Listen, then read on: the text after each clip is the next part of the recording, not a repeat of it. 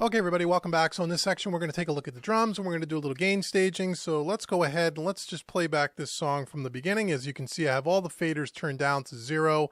And I like to just kind of bring up everything one track at a time, kind of listen to everything, just kind of get a halfway decent balance. Maybe make a little bit of panning decisions here on the guitars and stuff, and just try to get the thing static mix. Again, with none of our plugins really being used at this time. So what I'm going to do is I'm going to shut all these plugins off right now. Just going to go over here, highlight everything from beginning to end, and I'm just going to turn off all of our inserts. I'll leave our master bus plugins on and we'll adjust those in a minute. I just want to hear the mix and how it kind of sounds. So here we go. Let's just turn these up, and one track at a time we'll kind of balance the mix.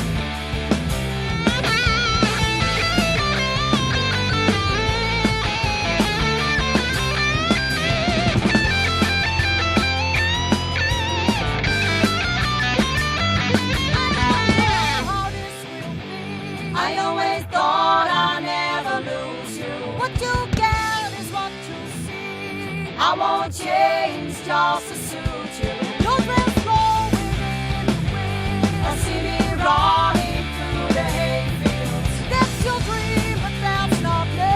I won't change just to suit you. I don't know how this will be. I always thought I'd never lose you. What you get is what you see. I won't change just to suit you. That's your dream, but that's not me. I won't change just to suit you. Okay, so I'm just listening and just kind of balancing things a little bit. I'm not trying to get too crazy. As you can see, we're running at around a -8, -10 dB, which is where I want to kind of start off with my gain staging before I start adding plugins and turning anything on and inherently boosting the overall volume here. I want to start at around a -10, -12. So I'm kind of balancing all my individual tracks so kind of achieve that.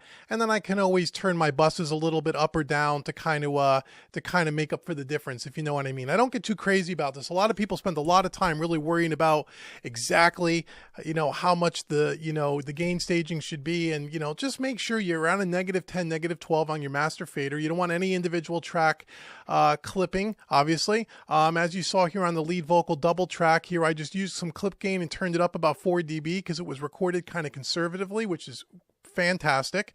And again, you could also use the mix tool to turn up that gain as well. I just did it right on the track. It happens to be easier. So I'm going to listen to it again and just kind of tweak it in one last time. You saw we done some panning on the guitars here as well. I do hard left, hard right on the guitars here typically, at least on the track like this. We can always change that later. The other thing is I did some panning decisions here on the drums. I usually will pan. I will mix drums from an audience perspective as opposed to drummer perspective. What you decide to do is totally up to you. I like audience perspective because the audience is listening to the group in front of you. I kind of mix with the vision of, you know, you're watching the band on stage, and how is the drums going to kind of be oriented. And so you'll see I panned my tom 1 over a little bit to the right, my tom 2 a little bit more towards the left, or that should be a little bit really kind of towards the middle here. Tom 3 a little more towards the left, tom 4, which is the floor time, more heavily towards the left. As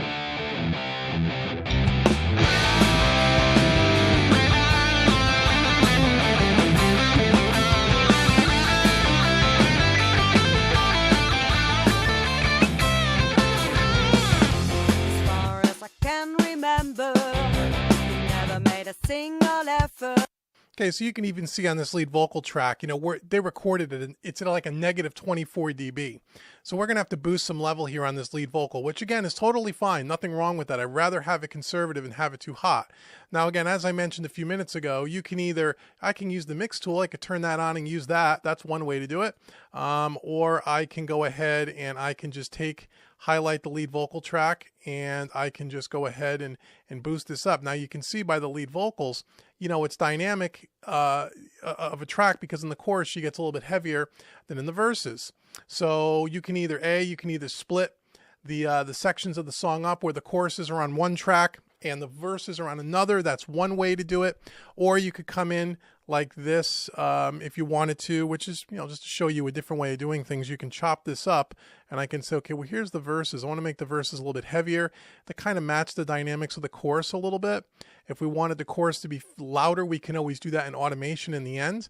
But this will also help hit our plugins at the same level. So if you have a verse that's very quiet and you have a chorus that's very loud, and they're on the same track, and you set your plugins up, your gain stage, your tape machine, your console, your channel strip for the verse, when it gets to the chorus, you're going to overload it. So you want to make sure that you have somewhat of an even performance. A lot of guys will take the chorus and just chop it out and move it down to another track, and they'll process the chorus differently. You can do that, or you can do what I'm doing, or you can go ahead and you can do it with the mix tool. But we're just going to do it like this. You know, again, you don't even have to listen to it. You can see it, you know, where, okay, this looks okay here. Let's take a look. Sorry, I don't wear stilettos. I drink beer at your fancy parties. Remember, you never made a single effort to make me not feel segregated. Okay, so we're running around a negative 12 now, even with boosting that up, and that's okay. So I'm just going to take a look here, and I can see at the end of the song, she gets a little louder here.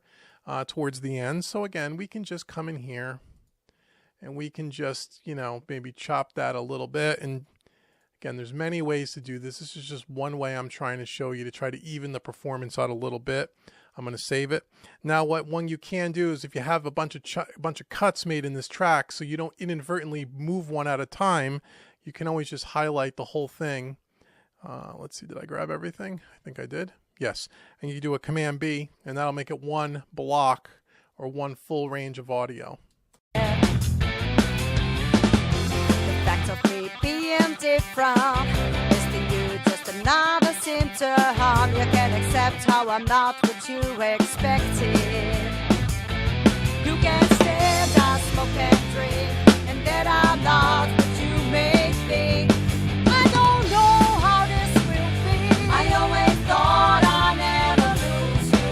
What you get is what you see. I won't change just to suit you. No dress going in the wind. I see me running through the hayfields. That's your dream, but that's not me. I won't change just to suit you. Sorry, I don't wear stilettos. I drink beer at your fancy parties. The family most likely won't approve me.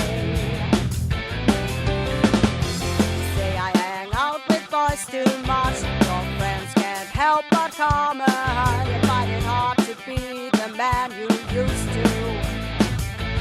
You can't stand, I smoke and drink, and then I'm not what you may think. I don't know how this will be.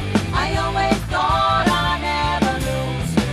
What you get is what you see.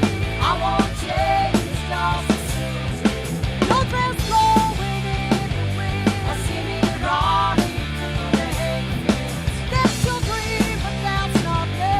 I won't change, just to suit you. You were not the man you should be. I guess you're the man you could be. I truly hope someday you realize that people are not what they wear. I buy my own style, so I don't care what you think, what they think, what you all think.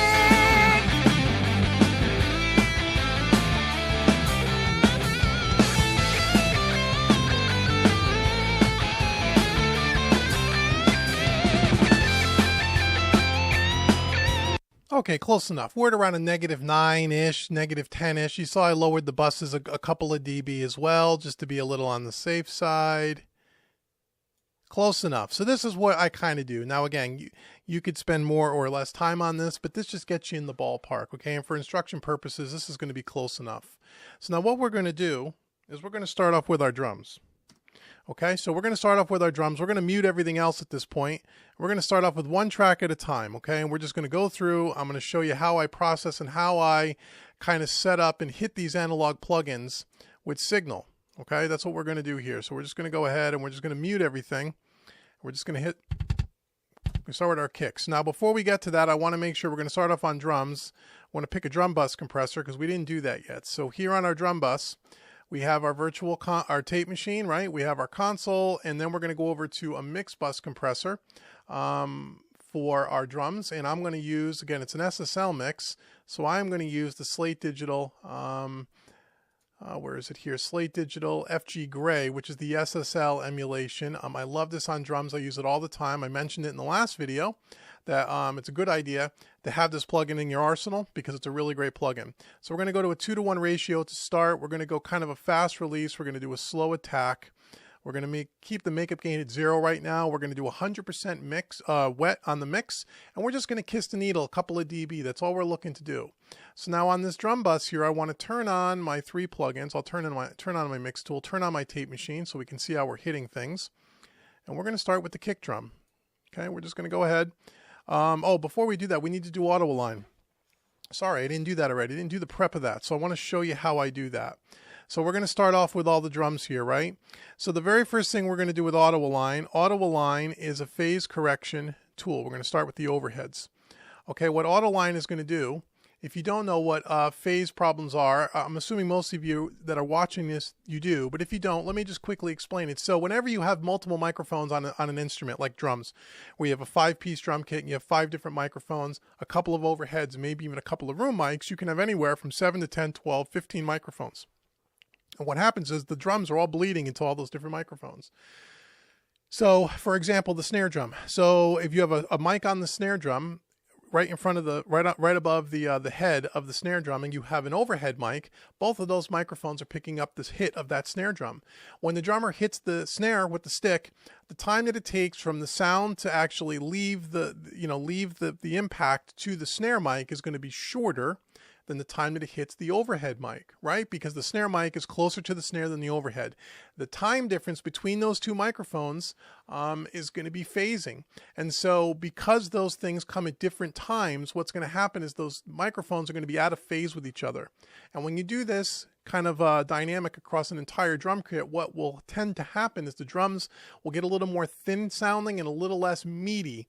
And what phase correction is going to do is it's going to change, in this case, the snare and the overhead. It's going to make it so that the time that it takes the sound to hit both of those microphones will be the same. Okay, and it's going to do that under the hood here, as far in the plugin. So let me show you how we quickly use this. And I do have a YouTube video on this where I spent 45 minutes on this plugin. You should go check it out. And this is one of those plugins that you ought to have. I say this in all my videos, that if you work with acoustic drums, live drums or even software drums, depending on how they were recorded. Usually the phase is usually corrected, but if you work with any kind of drums other than maybe just straight on MIDI drums, I would get Auto Align by Soundradix. It's a great plugin, and it looks a little complicated, but it's easy to use. And when you go out and watch my video on YouTube, I walk you right through it. It's really, you could take some notes and you'll know how to use it. I use this all the time. So the first thing I'm going to do is I'm going to put this on my overhead mics. If I had two overheads, a left and a right microphone, I would put it on the left. But because this is a stereo track, I'm just going to put it on the stereo track. Okay. Over here in this right section here where it says detect, delay, and polarity, this little toggle switch, I'm going to keep it on delay and polarity. Click it down. Okay. We're going to make sure that it's in the on position. Okay. When I play back this track, I'm just going to solo up the overheads. Okay. Now we have a send and receive. So what we're going to do is we are going to send the signal from this overhead to the other microphones on the drum kit, and Auto Align is going to phase correct them all to the overheads. Okay. So bear with me. So we're going to put this on send number 1. We're going to send the signal of the overheads. That's how we set it up. We set it up as a send. Okay. Now the very first microphone I'm going to go to is I'm going to go to the snare. I'm going to solo up the snare, and I'm going to open up Auto Align. Oh, let's turn this on. That would be helpful, right?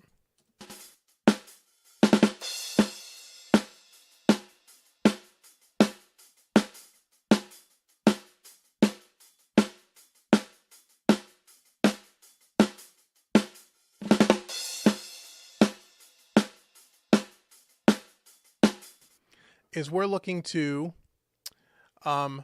align the snare to the overhead mic. Okay, so we're going to do this by putting this on receive. The reason why we're putting this on receive on the snare is because we're receiving the signal from the overhead mic. Okay, that's important. We're receiving the signal from the overhead mic.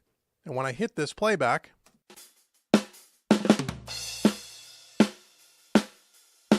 you're going to see the input and you're going to see the side chain, which is the snare. So what we want to do is while this is playing back, we want to turn in this little input slider so we get above the noise floor. So it's not detecting all the rumble. It's just detecting the actual snare hit.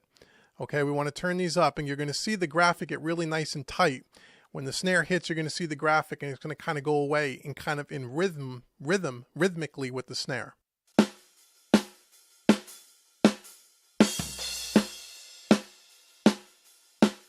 Okay, now while it's playing back, we're going to hit the detect button and watch what happens, and watch what happens up here in the samples window.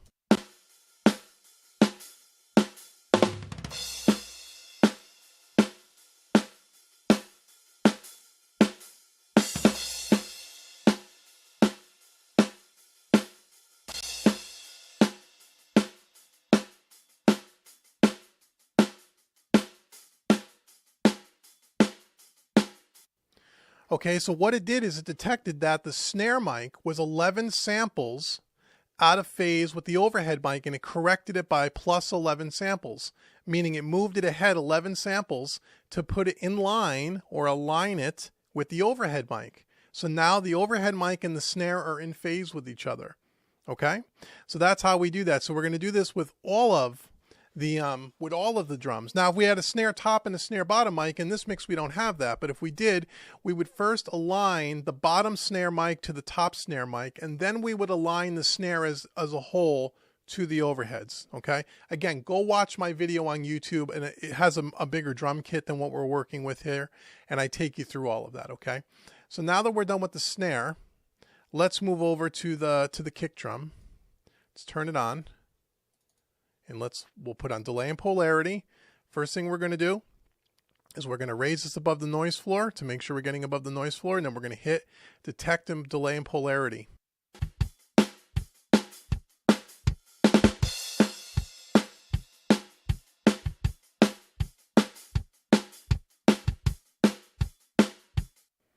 Okay, hold on a second here. So let's make sure we're getting...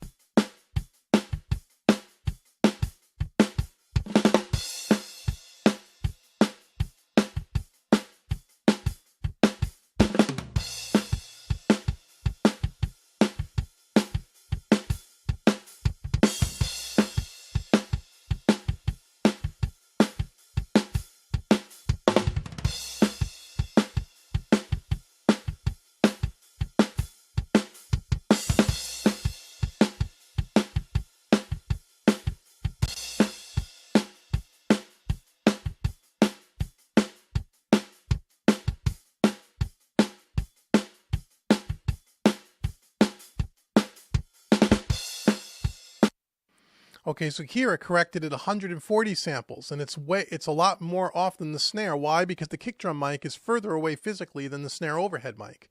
Okay, so it corrected at 140 samples, again, aligned it to the overheads.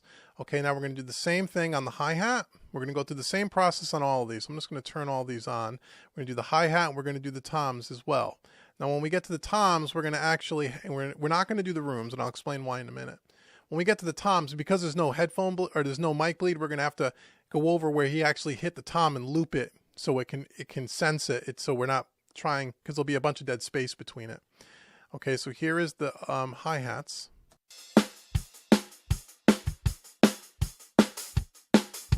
And I failed to mention again, the overhead is the send track, send 1, and all the other tracks are going to be receive 1 because we're aligning all the drums to the overhead mic. Okay.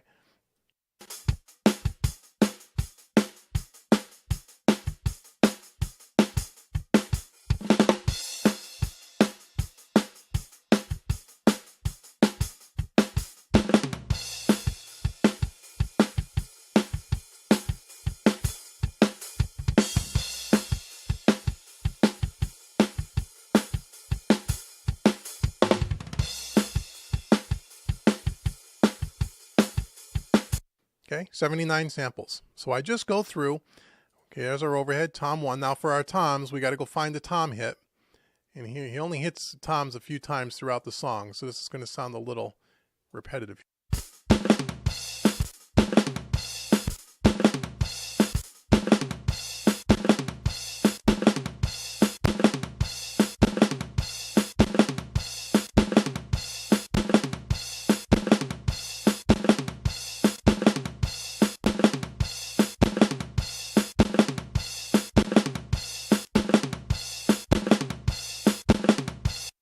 Okay, 4 samples, that'll drive you crazy, right?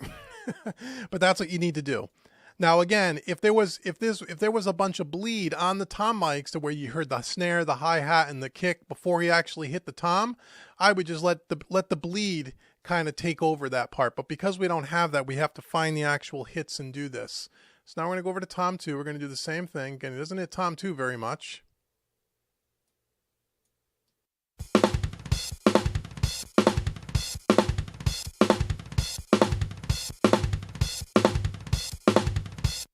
And I can tell just by looking at this that we're going to have to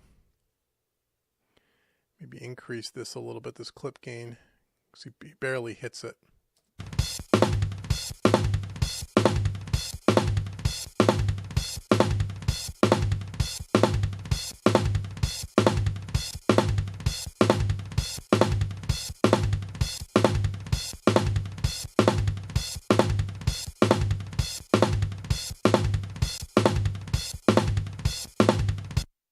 Okay, 263 samples. So it does make a difference to do this. Okay, tom 3, we're going to have to do the same thing. We're going to have to find the place where he's hitting tom 3. I think it's in the same spot as tom 2. And again, I can tell just by looking at this that we probably are going to increase this gain a little bit because he doesn't really hit it very often.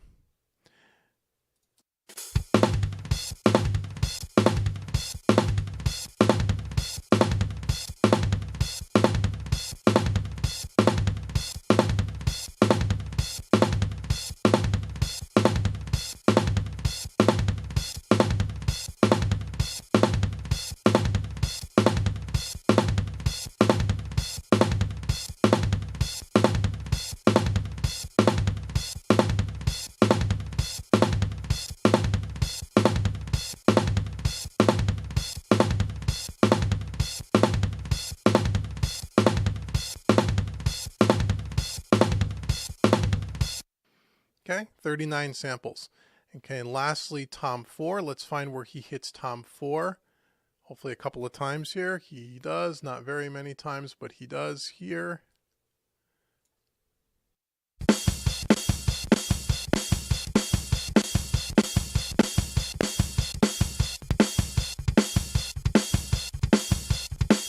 And I can tell it's like in a negative 24. So again, these tracks are not very hot at all, which is great, as I keep saying. Nothing wrong with that. We'll raise it up a little. No big deal. Maybe that's a little too much. I raised it up like 20 dB. I don't want to do that. Okay.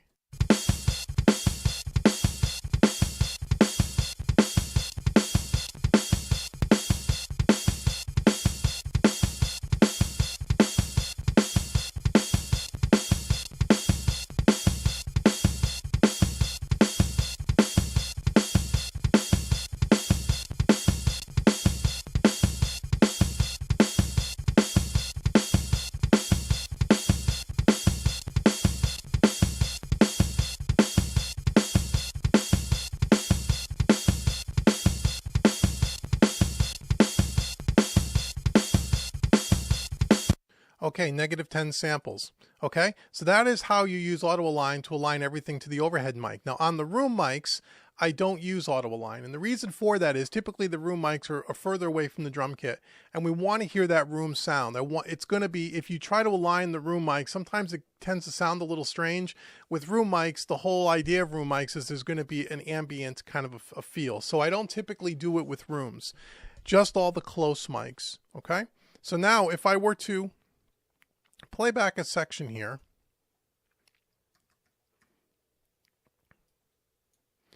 and take away auto align, and the way I can do that, because I lined everything up in the proper slots, as I said earlier, if I just turn it off here and turn it on, let's see what we get. So this is with it on. After we phase corrected, here's what it sounds like.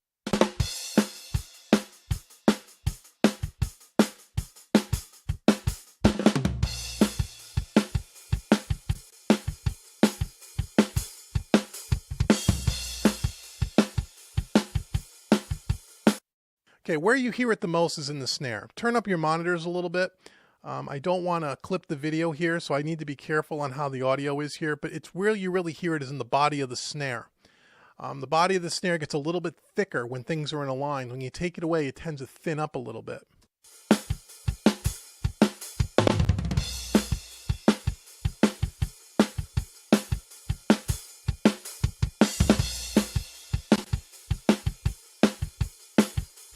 Okay, so hopefully you can hear the difference there. I know it's subtle, but it is there. Rewind the video, listen to it again.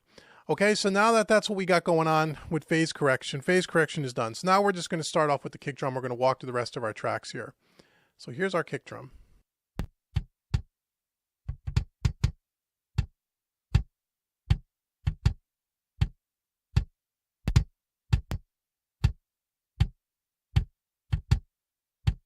Okay, so the first thing I want to do is I want to hit the tape machine. Now, like I said a little bit earlier, we're not looking to peg the tape machine, but I can tell just by looking at this.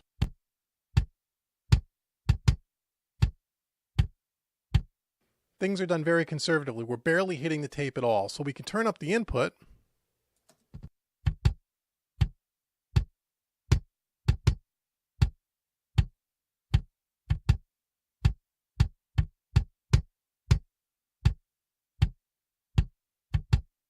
And again, where tape tends to sound, the sweet spot tends to be, it's somewhere getting close to the 0 dB, maybe to -3, -1, in that ballpark.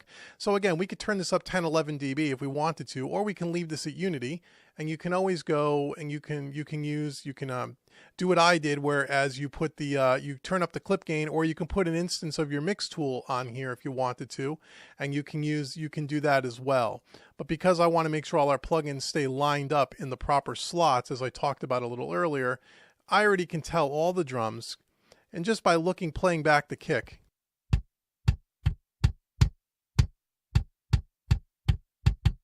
even the output is at -12. So we're probably going to turn these up a little bit. And this is, again, this is a good thing that they did. So maybe what we'll do is we'll take this and we'll just creep it up a couple of dB.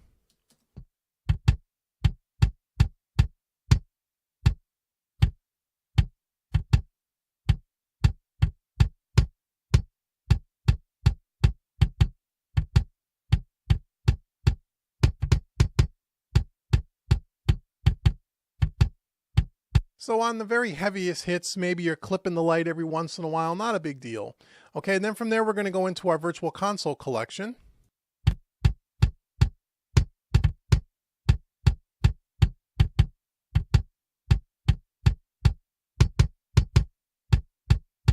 So that's a pretty good healthy amount. We're almost hitting at 0 dB.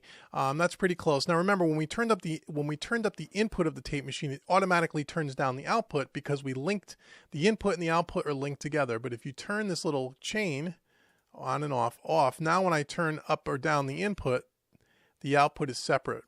Okay, so if you turn up the input, but then you find that you have too much signal going into the virtual channel, you can either turn down the input on the virtual channel, or you can go back to the tape machine and you can turn down the output or turn up the output. You have to balance the input and the outputs to all these plugins, so you're not slamming any one thing or you're not barely hitting it on another. You follow what I mean? Because part of the trick is you want to hit the sweet spot on these plugins.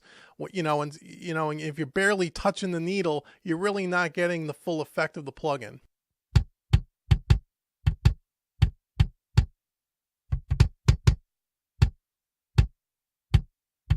Okay, so that's pretty good right there. So once I get my tape machine gain staged into my console collection, now I'm coming over to my channel strip. Okay, and we'll walk through the layout of this channel strip again if you didn't see it in the last section or if you forgot. The way this channel strip works, and it's the same on all of them, so I'm only going to walk it through once. Up here in the top left-hand corner, we have the input side of this plugin, or the preamp stage. We have the line preamp, which is like the 1/4-inch jack on the board, and we have the mic input, which is the XLR on the board. When you use the mic input, you're also going to get the benefit of the modeling of the transformer on the input side of the console. You don't get that on the line input. So in order to get that, you have to hit this flip button, and now you'll see it'll change to mic. Okay, I use the mic on most things because I want that coloration, and I want this X-former button pressed in because that's going to give me the coloration of the transformer. The harder you hit the input of the transformer, the more saturation and the more coloration you're going to get. Okay, but also keep in mind that when you go to mic, you're going to get a much bigger jump in volume. So you want to make sure that you kind of turn down the output to kind of compensate, which I'll show you in a second. So that's the input side of this plugin. Underneath here, we have our compressor in gray under dynamics. We have a ratio here. We have our threshold. We have our release. Our attack is either going to be a fast attack or a slow attack. And that is all based on this little fast attack here, this little LED. Let me turn the compressor on by turning this in. And then when I click this, you'll see that when the release is pulled out, it's a push-pull knob, it's a fast attack, 10 milliseconds roughly. Push it in, it's a slow attack, about 30 milliseconds. So even a slow attack is kind of fast.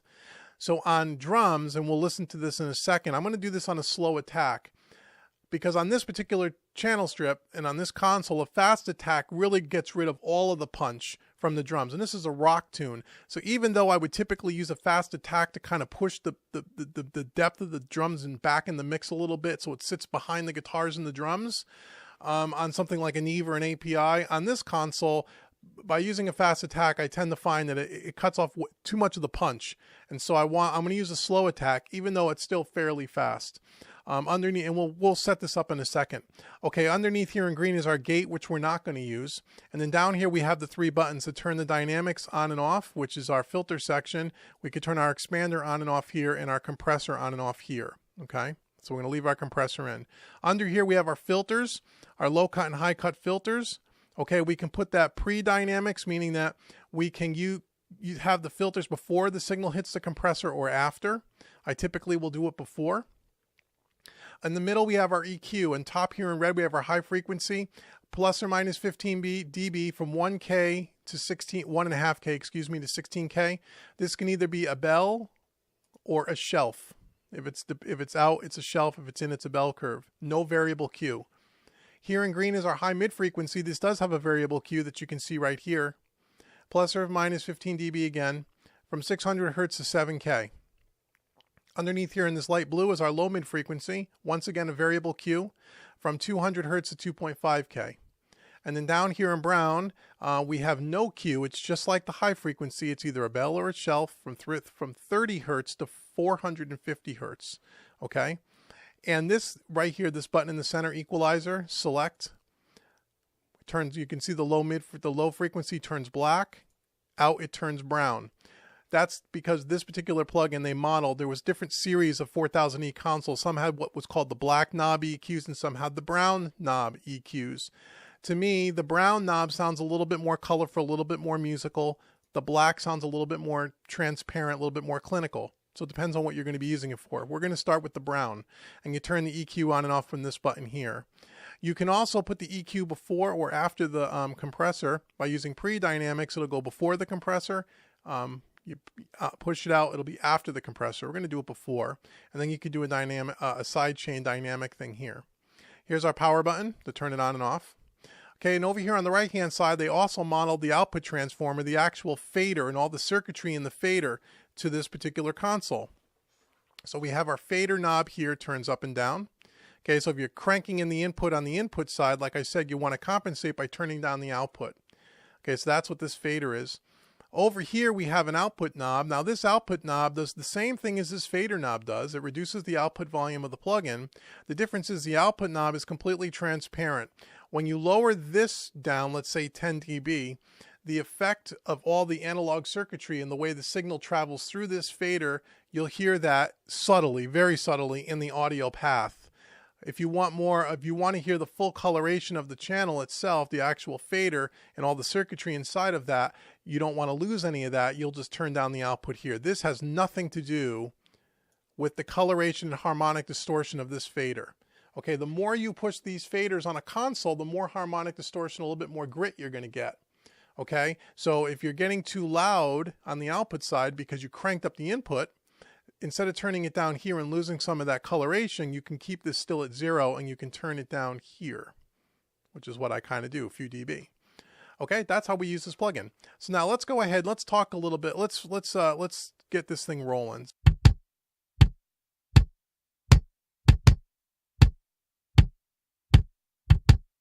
So you can already see I'm overloading the output side because I chose the mic input of this plugin. Now if I went to line, watch what happens.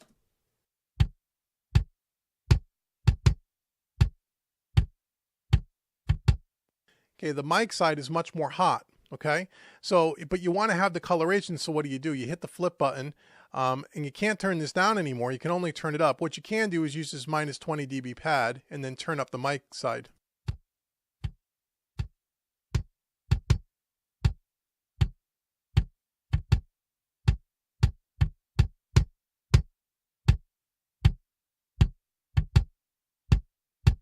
Okay, that's one way around it. So you can still get the benefit of the mic input in the transformer to get that coloration, but not over clipping because the signal is too hot going in. Okay, so you hit the 20 dB pad and then you just turn up the mic side a little bit. Okay, so now let's talk a little bit about compression. So when we talk about compression, we're talking about, again, we're thinking about an analog plugins here, and we're talking about drums here. So what I like to do with drums is I want to set my attack and release time the same for all of the drums on the drum kit and the ratio. And I just want to use the threshold to dial in how much compression on each one of those individual tracks, kick, snare, toms, hi-hats, etc., that I want. And you may say, well, why do you do that? The reason why I do that is I want to have the whole drum kit, all the elements of the drum kit, function and sound from a compression perspective like one individual instrument. By going through and setting up different ratios, different attack, different release times for each one of those drum elements, it starts to sound a little disjointed.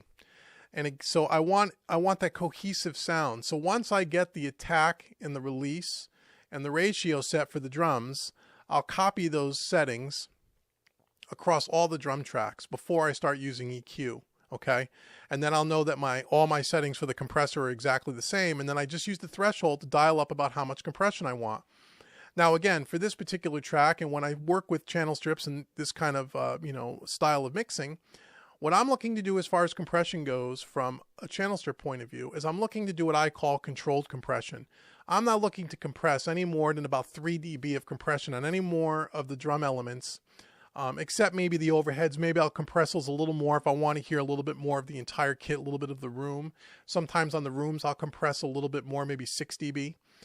Because I don't want to squash the drums. This is a rock track, so I want the drums to be punchy. I want them to pop through the mix. I don't want to squash them so much that they lose all their dynamics, they lose all their liveliness. Even though later on, we're going to do parallel compression to bring some more excitement to the drums. I don't want to lose all of that. Now remember, when we talk about analog processing, like we talked about a little bit earlier, we have several layers of compression already set up on this template before we've even added this channel strip. Remember that tape is a compressor on some level, so as the kick signals coming through the tape machine, we're getting some compression. It goes through the virtual console collection. The nature of sending signal through an analog console, there's going to be some natural compression. That's 2 stages. We're going to compress slightly here on the channel strip. That's 3 stages. It's going to go to a drum bus, which it's going to run through another tape machine and another console collection, even though it's going to be very light. That's 4 stages of compression. Then it's going to hit a drum bus compressor, right? The SSL, the FG Gray, that's 5 levels of compression. Then it's going to hit the bus compressor on the way out on the master bus. That's 6 levels of compression. And then it's going to hit the last tape machine on the master bus. So you're looking at 7 levels or 7 stages of a compression that all of these instruments across the entire mix are going to hit. So if I'm doing things in very controlled and very light, reserved amounts or conservative amounts, we're still going to get a nice tight mix, but we're not going to squash the hell out of everything. Okay, that's super important when you mix with these kinds of plugins. You have to think of these plugins differently than when you think of stock plugins. A stock compressor compresses, a stock, saturator or something like that isn't really giving you any compression. These analog emulations emulate what the real hardware would have done, and that's what would have happened. So keep that in mind. So again, I'm going for a very light amount of compression. So like I said, I'm going to use a slow attack, not a fast attack on this SSL, because the fast attack is a little too fast and you get rid of all the punch. I'm going to use a slow attack. I'm going to use a fairly quick release here, and I'll show you how I'm going to set the release in a second. On the ratio, I'm going to go to a 2-to-1 ratio. Again, I don't want to compress a lot.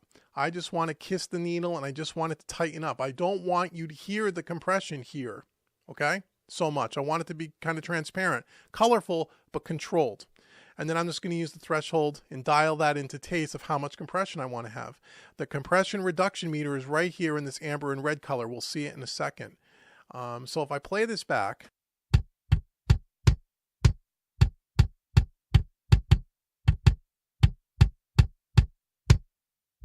you can see even with the threshold turned all the way down, it's getting about 3 dB of compression. Why? Because I'm not slamming the compressor on the way in.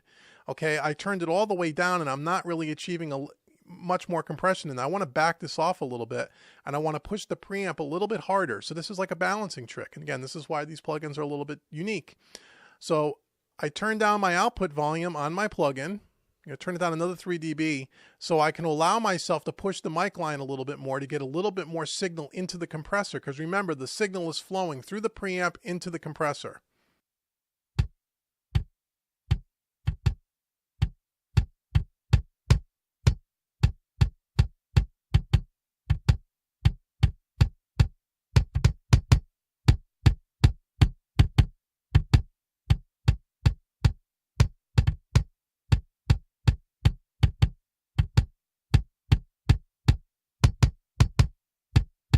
Okay, now we're achieving about 6 dB of compression. That's too much, but I wanted to demonstrate something. We're going to back off the threshold a little bit. So what I'm doing when I'm setting my release is I'm trying to get my release to kind of set to kind of the rhythmic feel of the music. In other words, I want this compressor to completely release itself from the signal before the next kick hit comes in, which is why I'm using kind of more of a faster release. Anything like drums, percussion, congas, those shakers, those kinds of things, I tend to use a quicker release so I can get it, clamp the transient, even out the performance a little bit, and then let go. If you have a release that's too long, what's going to happen is that it's going to make the drum kit sound a lot smaller and it's going to sound like it has no punch. And again, this is a rock track with distorted guitars. We want this thing to punch through.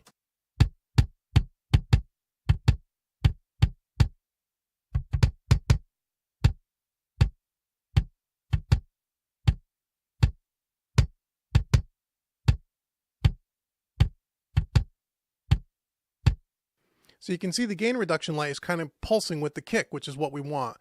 You also saw that I turned down the mic input a little bit more, where we're just on the heaviest kick hits, clipping the overload button a little bit. That's okay. We want to every now and then clip that overload button. Why? Because we're getting more of that little richness, a little bit of harmonic distortion. We want to hit these plugins a little bit aggressive. We don't want to slam them, but don't be afraid to hit them a little bit. It's okay if you see that red light kind of flicker every now and again. If that red light is red, it never goes off, then then you're probably hitting it too hard. Again, you want to use your ears too.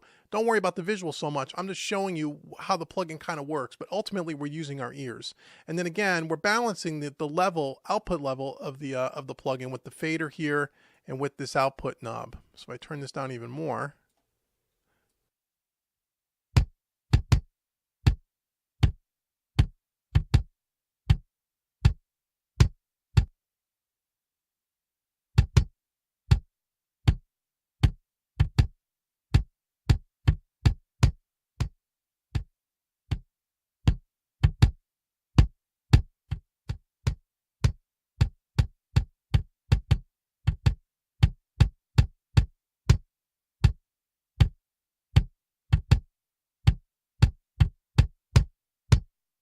okay, so 3 dB of compression. We've adjusted it so we're not clipping the overload too much on the way out, but the level before and after the plugin's about the same. Now for EQ, let's go over and go do a little bit of EQ here. So what I'm going to do is I want to get a little bit more bottom end. So I'm going to boost around 60 Hertz. So what I'm going to do is I'm going to turn this up a little bit. Now with an SSL EQ, you got to be a little bit aggressive before you really start to hear the effect. And then I'm going to back it off.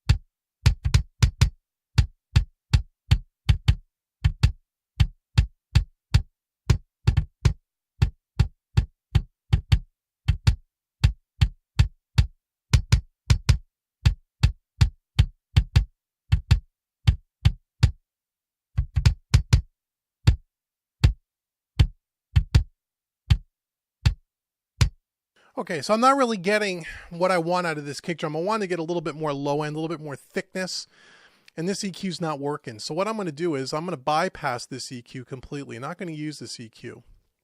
We're going to use something else in a minute.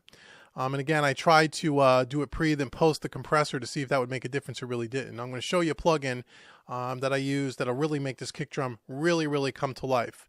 So now that I have my input set, my compressor set, my EQ right now, we're just going to take it out because we're not going to use it on this particular track. What I'm going to do is I'm going to copy these settings, okay, and I'm going to paste them across my other SSL tracks on my drum kit so I don't have to reset the compressor up on every single one.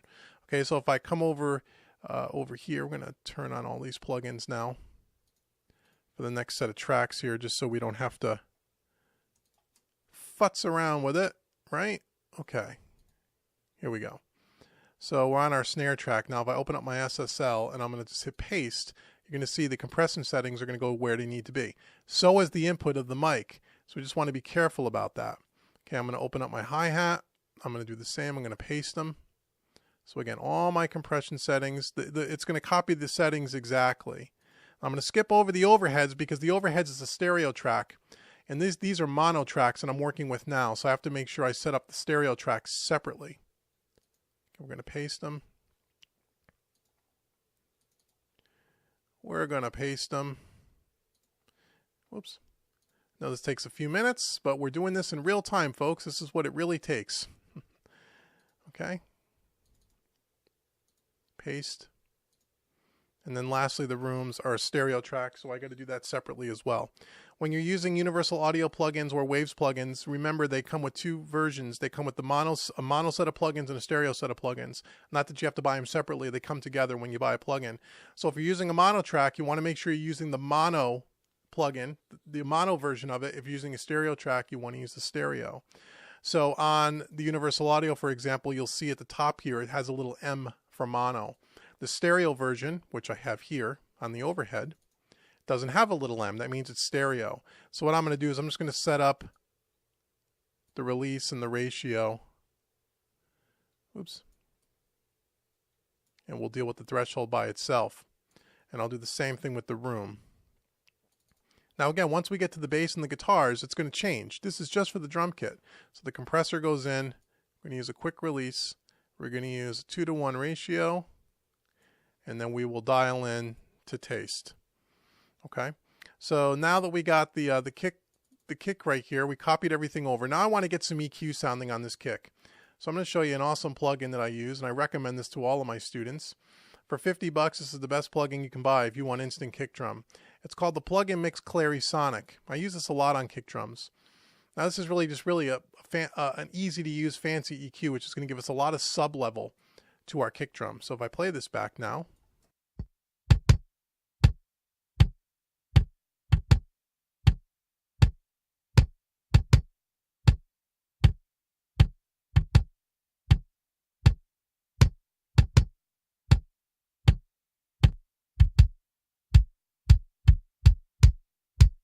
Okay, instant kick drum. I just picked the bass drum preset number 1, factory preset. This has 3 knobs. Has a low focus knob, which I'll demonstrate in a second, a sub level, which gives you the real thickness in the bottom end of the kick, and then a clarity, which gives you more of the click. Okay, which we could have done with an EQ up around the 5-6K range, but I couldn't get that low bottom end, and we have an input and an output here. So if you just, I'll demonstrate each one of these knobs: low focus, sub level, then clarity.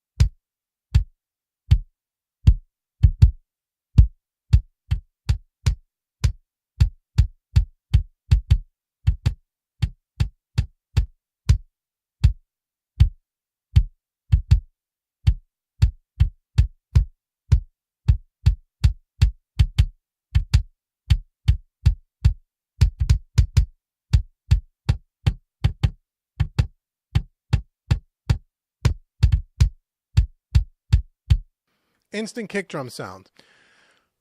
So now we picked the bass drum preset. You can see it lowered the output level, so the input level, and then once we start boosting it, turned down the output automatically. So here's before the Clarisonic.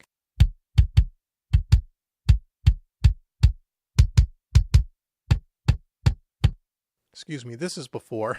Before Clarisonic, it's in bypass, and I'll turn it on.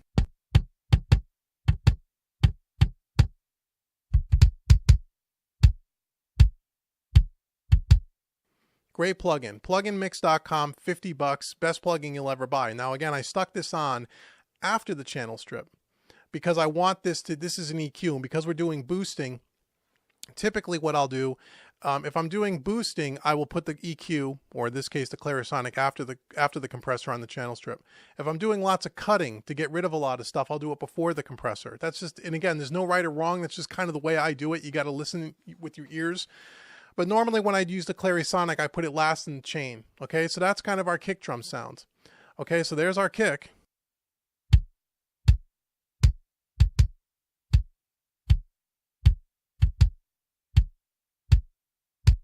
Now let's take a look at our drum bus here quickly just to see what's going on. Remember, we have a tape machine. I know this is only one kick drum track.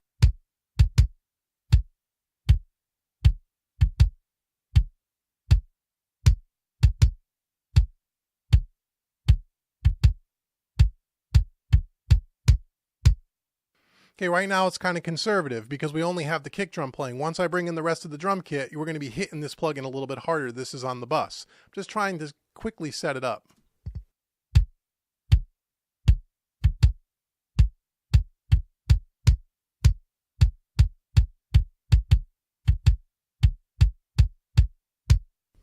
Okay, just kissing the needle. Again, as the other drum elements come in, we'll be readjusting this, okay? So that's our kick drum. So let's move over to our snare. We're going to keep our kick in play.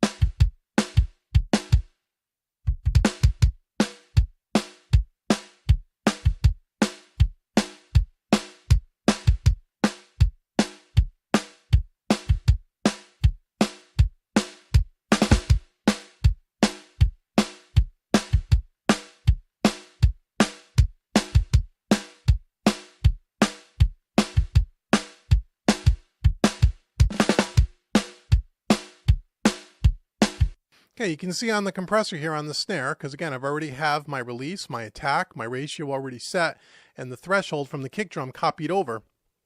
We're hitting about 3 dB of compression. That's about what I want.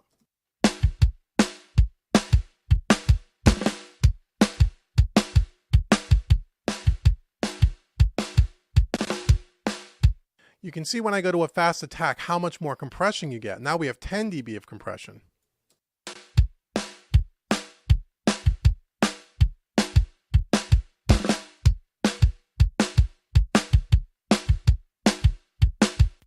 So with a slower attack on this particular channel strip, you get a lot more bite, and that's what I want on this. The fast attack with drums on this, I'm not crazy about. So I'd rather turn down the threshold.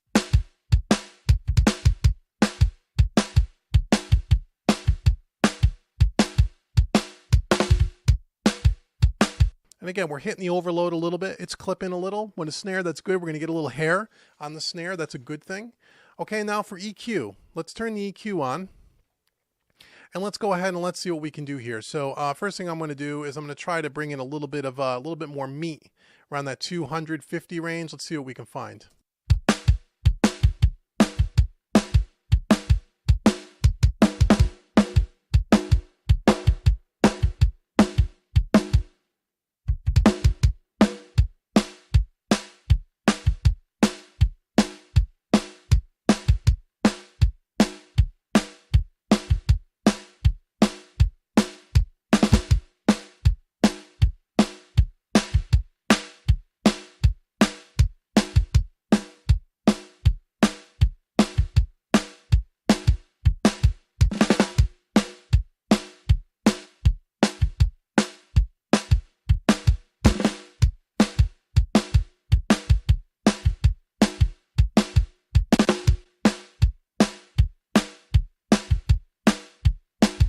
Okay, so I'm doing a low cut right around 70 hertz, 75 hertz or so. I don't want to cut off too much of the bottom end. I want to hear a little bit of meat from that snare. I don't want it to sound like we're hitting a paper bag. On the EQ side, right around, maybe 250 or so. I'm giving it a little bit of love, about 6 dB. I'm going to try to find something right around here.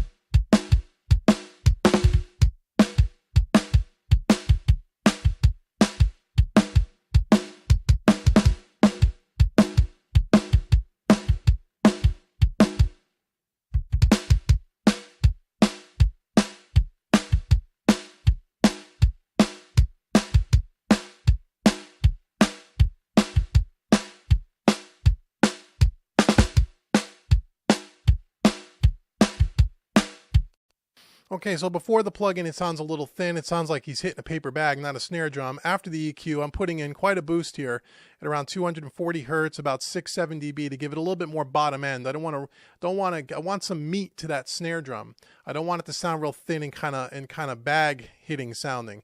And right around 1.5K, about 3 dB. So before the plug-in, we'll completely bypass the plug-in by shutting it off. This is before the compressor, before the preamp coloration, and before the EQ, and then I'll turn it on with the power button.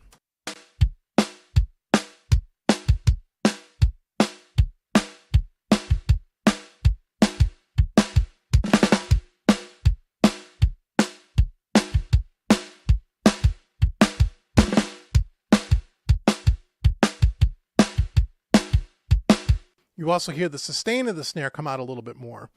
Okay, so this channel strip is really make a nice difference. It's making it a little heavier, and it's giving it also a little bit of bottom end, and it's sustaining a little bit more. Okay, so that's our snare. So now I'm gonna move over to our hi-hats, and again.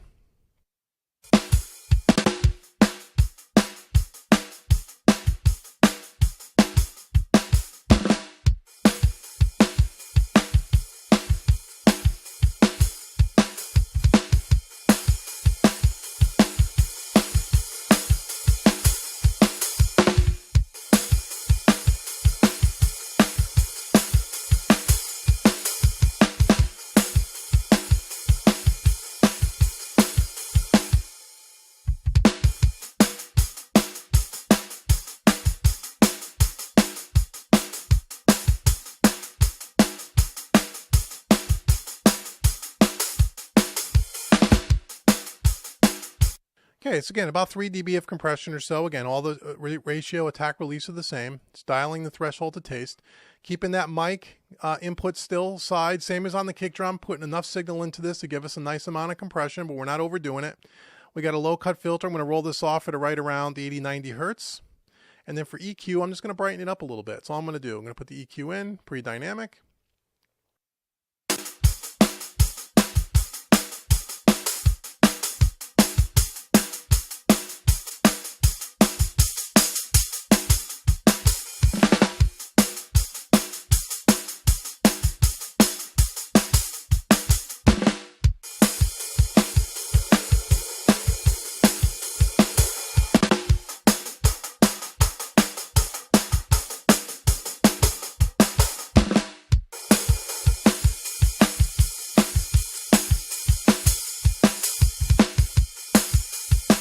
Okay, so I'm rolling off around 500 hertz or so to take a little bit of that hollowness out of it, which is typical in most drums and cymbals. Again, at the top end, right around 11K or so, a little bit of a boost just to brighten up a little bit. And that's really about it. That's all we're really doing here on this. And I'm going to kind of lower this in the mix. I don't like the hi-hat to get too in your face because we're going to pick it up from the overheads as well. And again, about 3 dB of compression, and we're rolling off at around 80 hertz on the low cut side. So before the plug-in.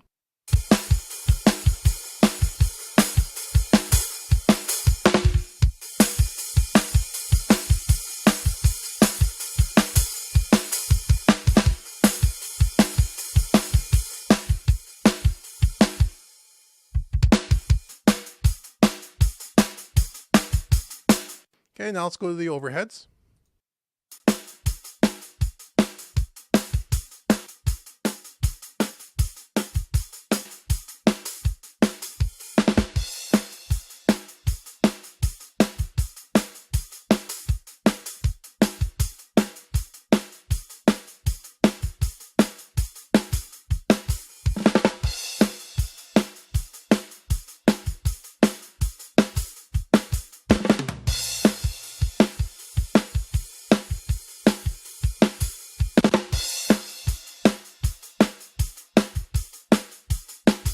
Okay, now we're on the line side. Remember, this is the stereo plugin, so I got to flip this over to the mic side. I got to hit this pad now.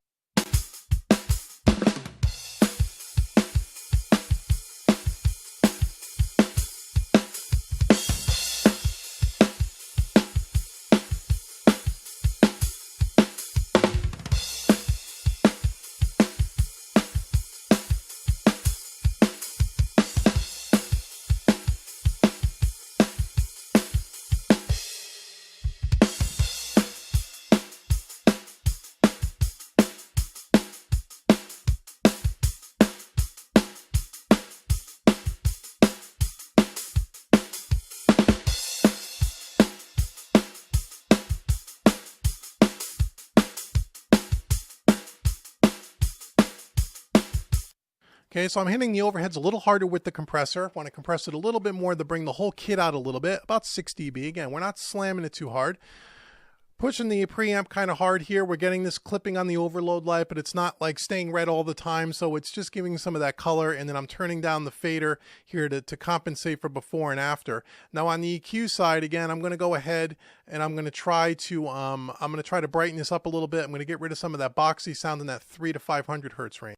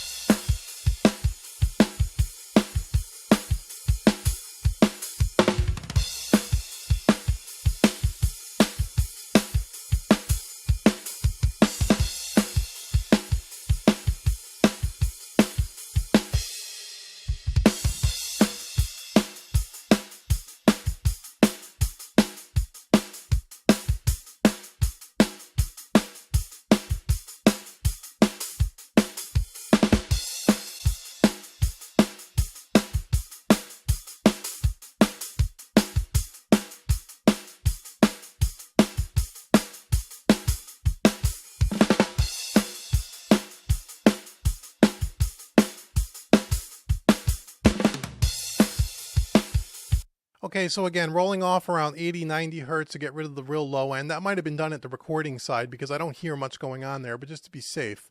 Right around 12K, give me about 4 to 5 dB to kind of bring out the crack a little bit more. Taking out around 400, about 3 dB, and that's really about it. So this is our kick, snare, hats, and overheads.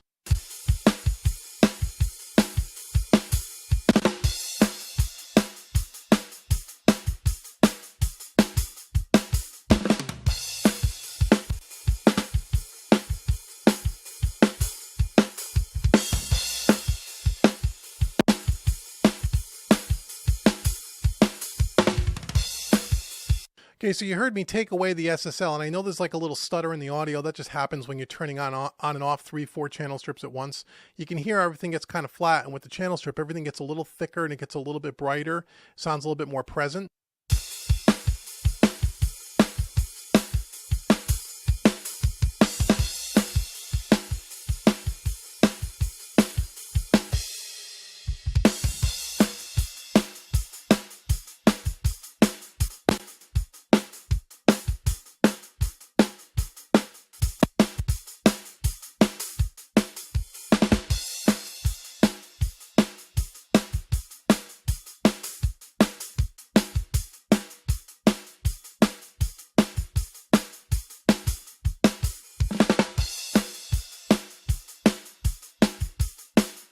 Now you can see we're starting to hit this compressor harder because we're bringing in more elements of the drum kit. It's a little too much, so I'm going to back it off a little.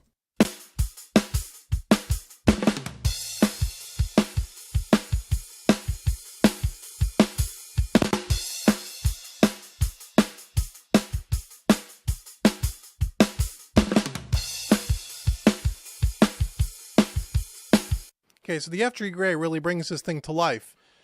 This is a great plugin because it gives it a lot of beef and a lot of more live sound to it. And again, we're only compressing about a dB or so. We're only turning up the makeup gain about 1.2 dB.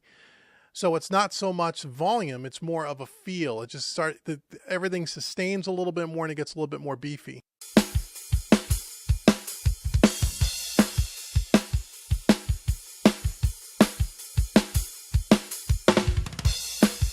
Okay, so that's our kick snare overhead. Sounds pretty good. So now we got to go over to our toms. And again, we're going to take a look at where he's hitting a tom. Again, I know he doesn't hit them very frequently, so we're just going to try to get we got to go to tom 1 first here. See, where did he hit the toms? Here he did. Let's see. It's another one. I don't think I turned this up much. We got to turn this up a little bit, get a little more gain, and we'll just try to loop where he actually hit the tom.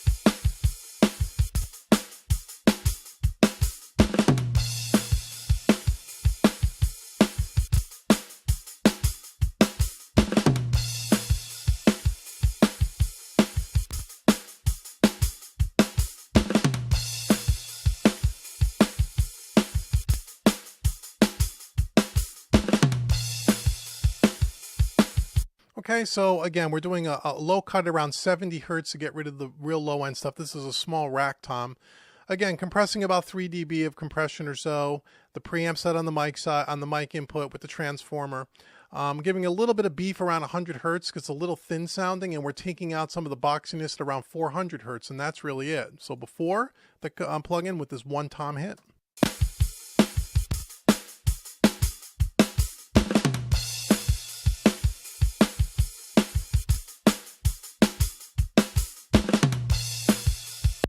No big deal. You only hear this tom a couple of times throughout the song, but it makes it a little bit more thick, a little bit more present. So again, tom 2. We're probably going to just start with the same. Let me just start with the same settings. It's just easier. It'll be faster, and then we'll just tweak it from there. So when we go to tom 2, let's see if we can find where he hits tom 2. Again, it's not very frequent throughout the song.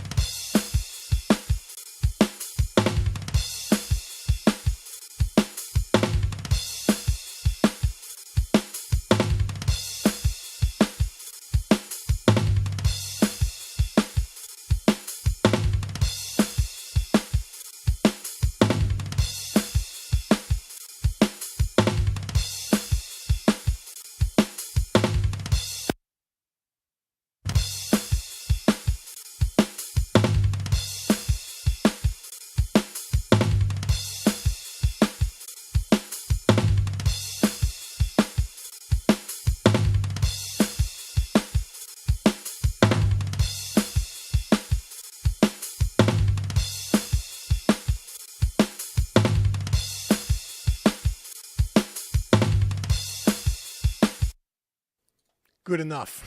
Okay, these toms are pretty subtle. So let's go over to tom 3, and again we're just going to go ahead and just gonna paste the settings in, and we'll start from there. And where is tom 3? I know the toms are always a pain. They're always kind of a pain to have to sit and listen to, but it's the nature of the beast. So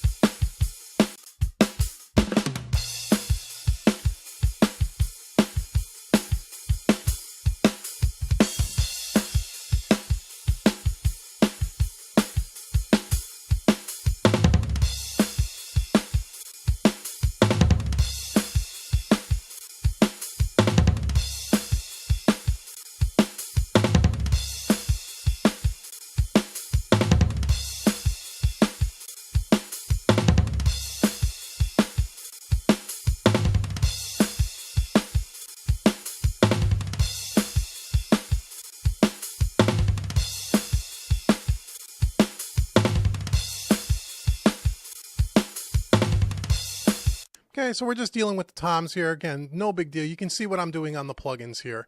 Let's go to tom 4 now and see what we got here.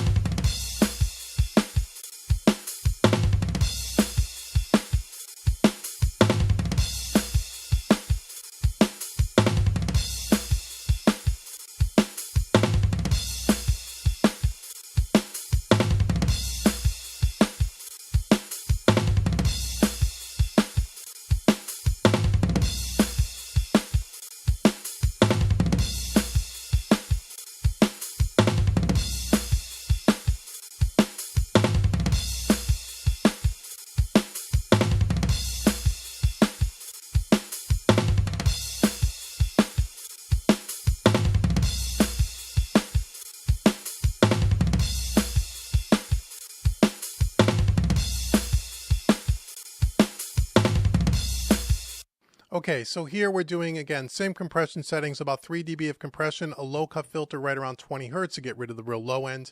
About 100 hertz, about 6 dB of a bump. On all these toms, I'm bumping up the low end quite a bit to give it a little more meat. And then rolling out some of the hollowness at around 400 hertz, and that is it on the toms.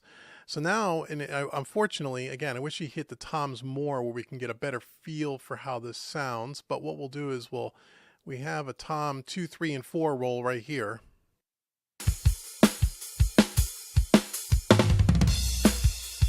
So you can kind of get the feel for what we got there. And we'll balance them a little bit later as far as mixing goes.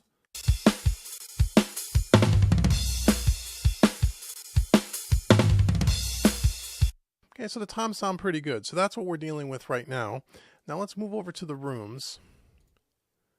Okay, remember the rooms we don't have auto align on.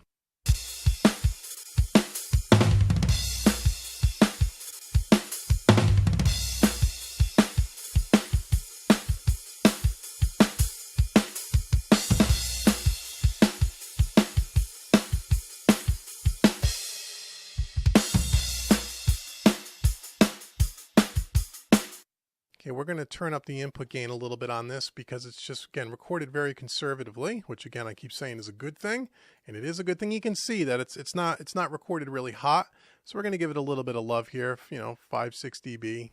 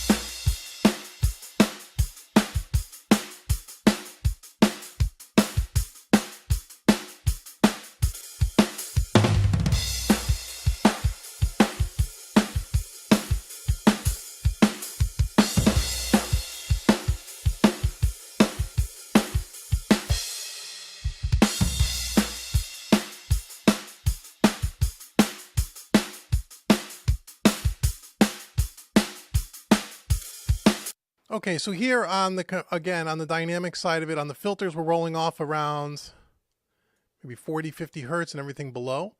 Again, compression, about 3 dB of compression. Again, controlled compression, using the mic side again to get the coloration of the transformers. On the EQ, we're going ahead and rolling off around 500 hertz, around 6 dB to take out some of that real hollowness.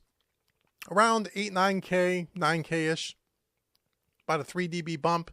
A little bit more crack of the room, a little more crack of the snare coming out, and that's really it.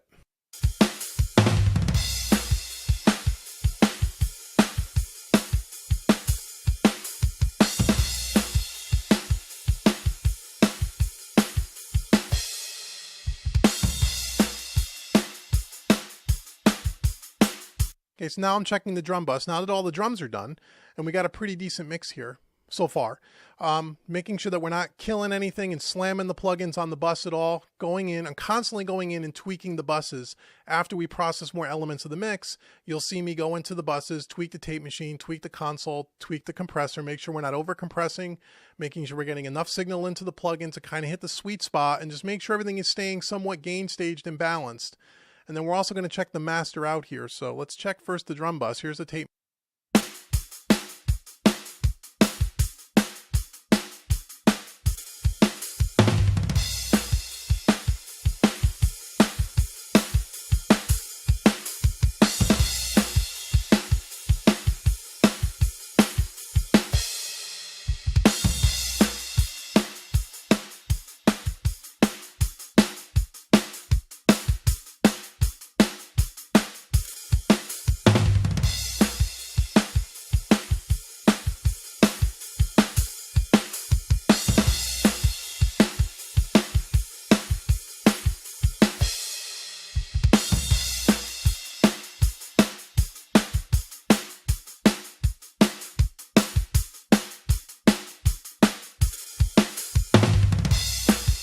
Okay, now that we have the drum bus set up, we're not hitting the compressor too hard. Let's go over to the master bus and let's see what we're doing there, even though all we have going in is the drums.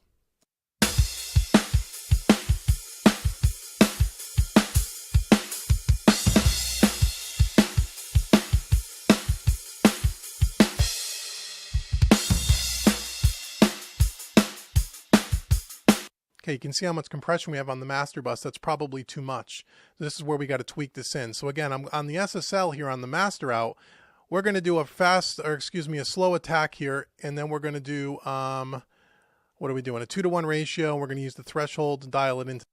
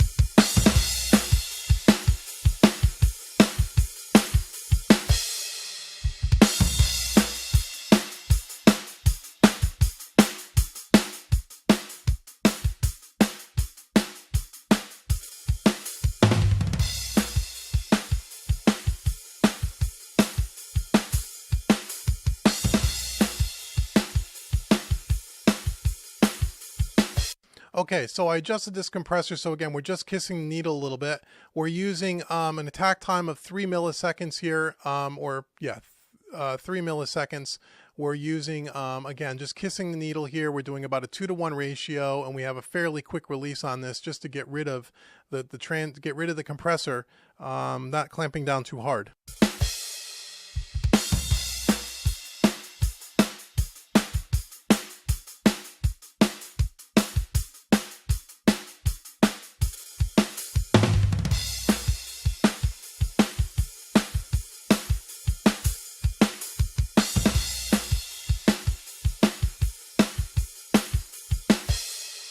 So now if I were to turn off all of these plugins on the drums that we've done so far, if I were to just turn off all the inserts and turn them on, you'll hear what an enhancement this has made so far.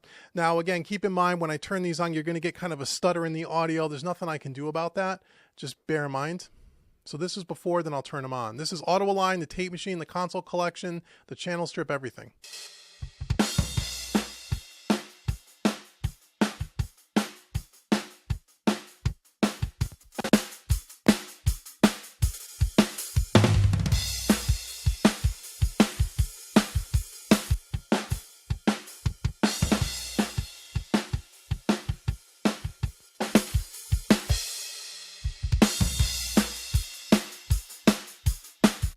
Okay, so you can hear how much color and how much harmonic distortion we're getting. Hopefully, if you're listening to this, hopefully on a good set of monitors or a good set of studio monitors or cans, you can hear that all of a sudden it just gets a lot more lively sounding. It's a little more loud. That's true. We're booing some boosting, but it's not super loud, more loud. We're still only hitting about a -7, -8 on our master out, which is where we want to be. At the end of this mix, we're going to be somewhere around a -6, -5. So that's not bad. So once I get to this point, I go, okay, the drums are sounding pretty good. I might listen to us a little bit more, balance the faders a little bit more. We made sure that all of our plugins were gain staged in a way where we're not slamming anything, but we're hitting the sweet spot. And we're just doing very controlled compression, very little EQ, right? Just a little bit of low cut, a little bit of get rid of some of that woofiness and that mid-range, and a little bit of top end on some of the drums, a little bit of bottom on the snare. And that's all we're really doing, and using our compressors in a very controlled fashion. And now we start to have a drum sound that starts to sound more like a finished drum sound. Now, as we bring in the rest of the mix, as we move on through this series, we may add some other plugins, take things away, and adjust things. But this is getting us in the right direction. So as I play out this section of the video, I'll do a little bit more balancing, then come back for the next video where we'll take a look at bass and we'll take a look at our 3 guitars. So here we go. And again, I will just kind of balance these a little bit. I'll check some of the plugins one last time and then we'll fade to black. Come on back for the next section.